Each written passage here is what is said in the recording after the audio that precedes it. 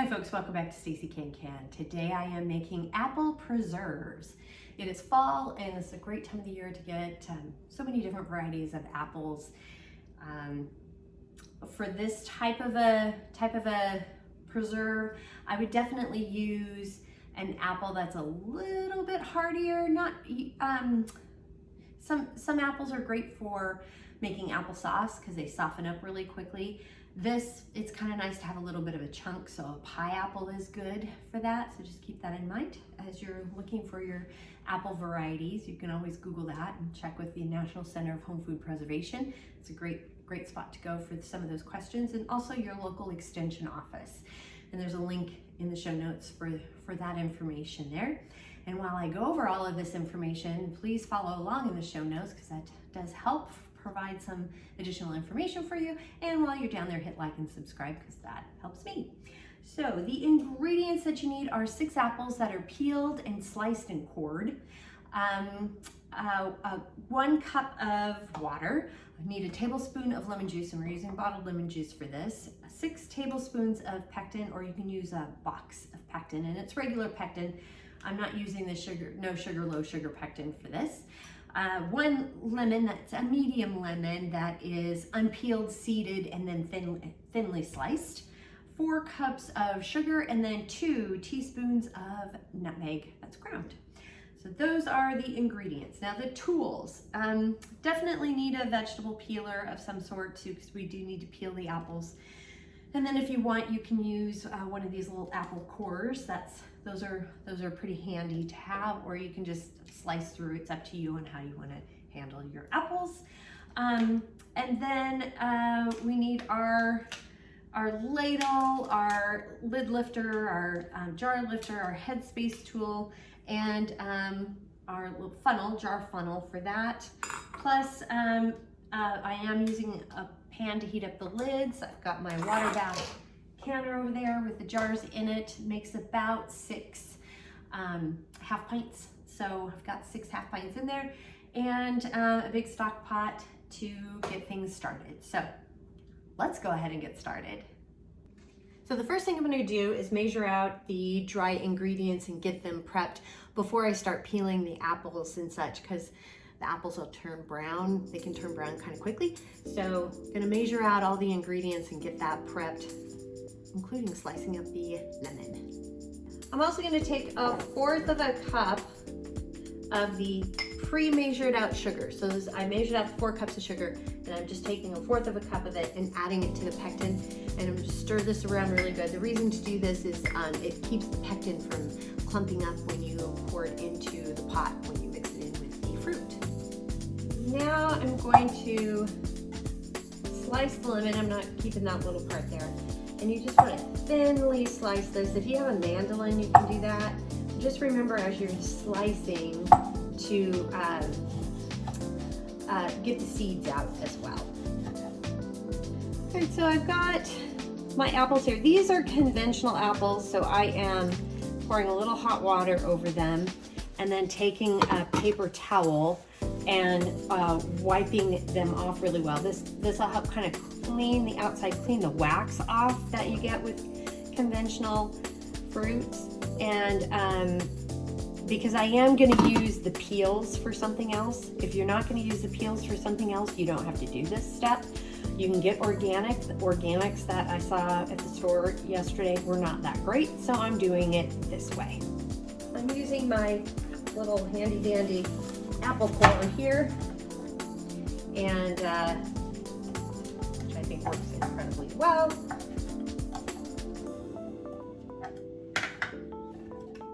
I am going to cut off a few of the little pieces and some of the little insides here, and I am going to give them a few more slices like so. I'm just making them a little bit thinner than what it's called for, or what, you know, this is just what I'm choosing to do. I'm just making them a little bit thinner and slicing them until we get 6 cups.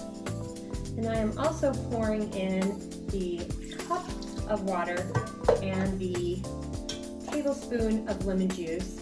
That's going to help these apples to not brown up while I'm prepping them all, and because they're starting to turn brown as it is. So I'm cutting off a few of those little brown pieces to make it prettier, and adding in the measuring them out before I put them in the pot. Got the apples and the lemon juice and the water in here, and I'm just giving them a bit of a stir to keep them from browning.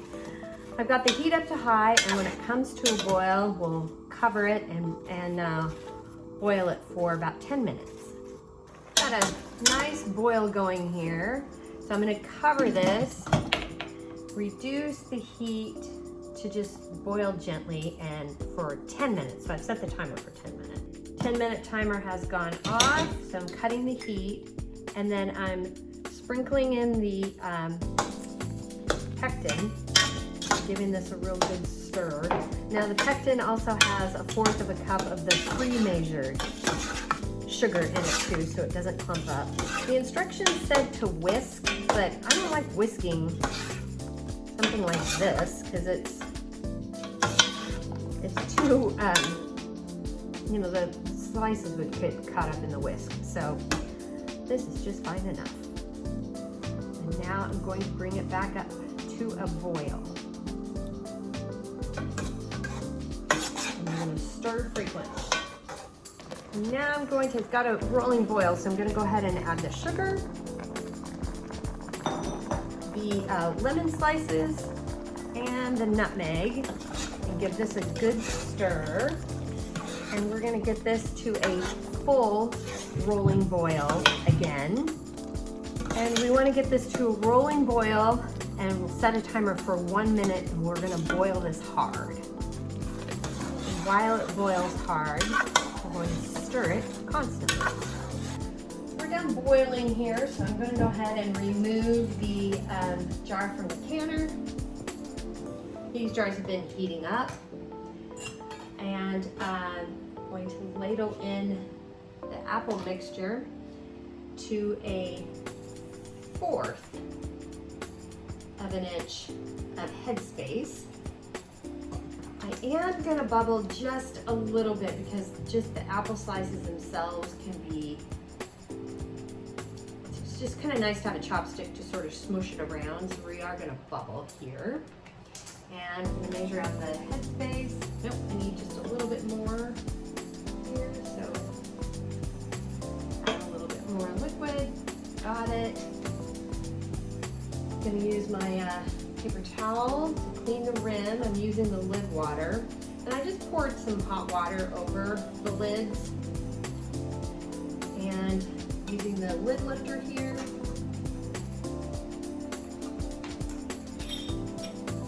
Adding the lid and then the ring. Just a fingertip tight. It's hot potato, so be careful. And you want to bring it up and over and into the canner. Do not tip or tilt, and repeat. Got all the jars in the canner, and I've set the heat up to high, and when it comes to a rolling boil, we'll set the timer. Got a rolling boil going, so I've set the timer for 10 minutes for my altitude. For more altitude information in your location, you can check up here, up at the side, or down below in the show notes. 10-minute timer has gone off, so I'm going to go ahead and cut the heat, and I'm going to carefully remove the lid, making sure to open it away from your face, or you'll get a facial you don't want. That's very hot. And I'm going to set a timer for 5 minutes. This is going to allow the food in the jars to settle, and this helps with the sealing process. 5-minute timer has gone off, so I'm going to go ahead and remove the jars. Look at that jar. Isn't that beautiful? And this is how we preserve some apples. It's very good, very fall, just delicious. That little bit of lemon kind of cuts some of the sweetness a bit. Great flavor, would be delicious as a topping on ice cream or your favorite dessert, or pancakes, on top of pancakes or waffles. Eat it with a spoon, mix it in with ice cream. It's really, you can make tarts with it. It'd be great with a little phyllo dough and some, put some of this in and bake it. It's gonna be delicious. very, very good. And actually, you could technically, if you wanted to, crack it all open and then make a pie filling with it. It's very, very good. Highly suggest. And definitely worth the time. So that's how you make it. And the recipe is down below in the show notes. And while you're down there, please hit like and subscribe. And if you have any questions, comments, suggestions, feedback, concerns, by all means, please reach out to me. I'm on Facebook at Stacey Can Can. You can add me on Instagram and TikTok at Stacey Can Can. My website is www.staceycancan.com. My email is info@staceycancan.com. And I'm also on LinkedIn at Stacey Can Can. So thanks so much for joining me today. And until next time, happy